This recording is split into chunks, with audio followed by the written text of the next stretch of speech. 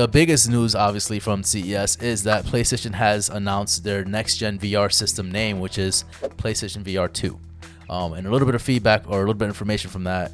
They have controllers that are called VR2 Sense controllers. So the controllers for the PlayStation VR are called Sense controllers. The headset will include eye tracing, which is pretty cool.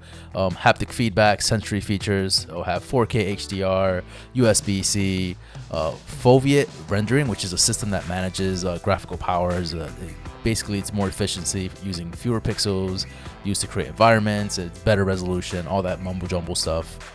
And it'll have a 110-degree field of view. What do you think about all this information that we just talked about?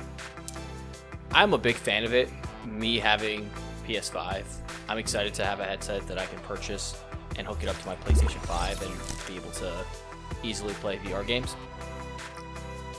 I haven't jumped on the Oculus yet just because I'm a little wary about Facebook, and I know like they own that, and I really, with the privacy thing, and now they're tracking your movements and stuff, it's just like I don't feel comfortable with that as much. But PlayStation, a little more comfortable with that kind of stuff because they're strictly gaming. The controllers, the Sense controllers, they actually remind me a lot of like the Oculus's controller in a sense. They're a little more, they're spears. They don't have like kind of like that handle, but they look comfortable enough to use, and I'm excited to try them out. Yeah. Here's the thing. I've always been interested. Hesitant? Okay. Hesitant, yes, for sure. But Same. also, I've been hesitant too. Very interested in PlayStation and in VR in general because I've never really tried it out, a full-fledged game. The only time I did play a PlayStation VR game, and it wasn't even a game, it was kind of like a demo or something, was when we went to PAX in like 2018 or something like that, and we tried that. That's a bad example. It was a terrible example, but that's the only example I got. No. The only thing I don't like about VR is it gives me a headache sometimes, depending For on sure. the game. Yeah, and this is why I'm a little eerie about it because I don't have a lot of experience with VR. So from what I've seen, PlayStation is the only route I would take with VR, right? I'm not really interested in the Oculus Quest VR like that. It's just nothing for me there. But at least as far as PlayStation goes, like I would be willing to try it out. But there's a few things I don't like, especially with this one coming out. It's still wired. Now, granted, it's only one wire. Right, it's only one wire connecting to the headset, which is terrible. But at the same time, I don't like that tether being constant being there. So that's one issue. And then the other issue too I have is just I don't have the space for it. Like I don't want to dedicate my time and money to this equipment, to this like second piece to the PlayStation when I'm not going to really use it. I feel like it's going to be one of those things where I use it probably for a week, a month, maybe 2 months tops, and then I'll just put it away and never use it again. Depends on the games. Depends on the hardware. Like Beat Saber. Have you played Beat Saber? I heard it's fantastic. Oh, it's so much fun. So much fun. It's essentially like a rhythm game, but with swords. And I've heard of it. Yeah, I heard cool. great things about it constantly. I just never played it. So that'll probably be the first game I purchase on PlayStation VR. But I mean, you're set up right there in your gaming room. You have enough room right there to hook up your VR and play your VR downstairs if you wanted to. Now, it's going to be funny when, your wife comes downstairs and you're over there like with your doing headset some crazy like this, shit, yeah. But I think this is what's going to take for you to finally jump on the VR train is the VR headset. Yeah.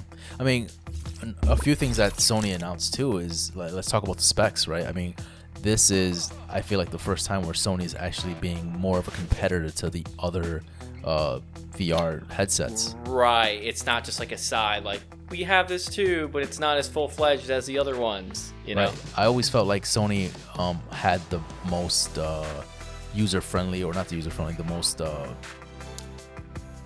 first interface, or you going into this VR thing for the very first time, like you would probably pick PlayStation to do that because it was a very like easygoing kind of like user-friendly thing to do, whereas like I think the Oculus feels a little bit more intimidating to get in when you first try VR.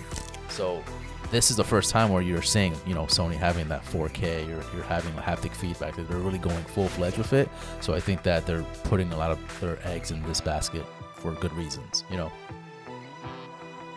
Another thing, I think it's going to be really, when it does come out, it didn't specify when it's coming out.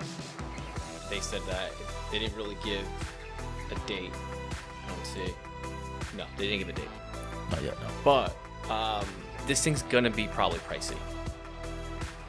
How much do you think it's going to be? Let's talk about it, yeah. So I know for sure it cannot be more than the PlayStation 5, right? So it's not going to be, we're just trying to kind of like, you know, cross some of the things here. So it's not going to be, what's the PS5, $500 or something like that, right?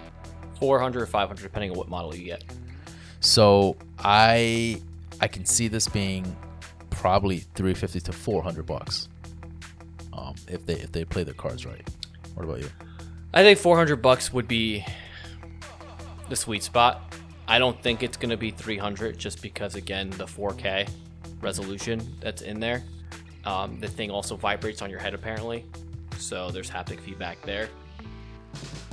Again, the Oculus Quest 2 is $300, so they have to keep in mind that they have to be competitive with the other headsets, and if they make this thing too expensive, it's gonna, you know, it's gonna drive away some people from purchasing it. So I'm gonna stick by probably $400 at launch. Yeah, I think $400. It's still pricey. Right. It is pricey. Again, because you need a PS5 too. Exactly. And I think that's the problem, where it feels like an addition to the PlayStation 5, which is great, but that starts adding up, you know. And I don't know. It's weird because Sony has that name recognition, right? So people know, oh, they see PlayStation VR, they know it's from Sony. They're like, okay, well, this has to be a good product, right? So I can definitely see people trying it out and purchasing it and having a great time, but if it depends on the price, it depends on if they can actually maintain a good price point for consumers. And I feel like 400 has to be the sweet spot, you know, like 450, you can't do that.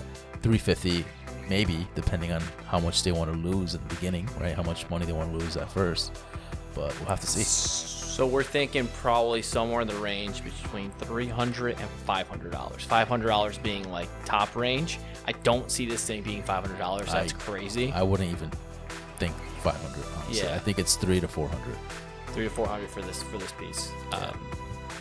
Yeah, I think people would be willing to fork over $300, the price of Nintendo Switch. Yeah.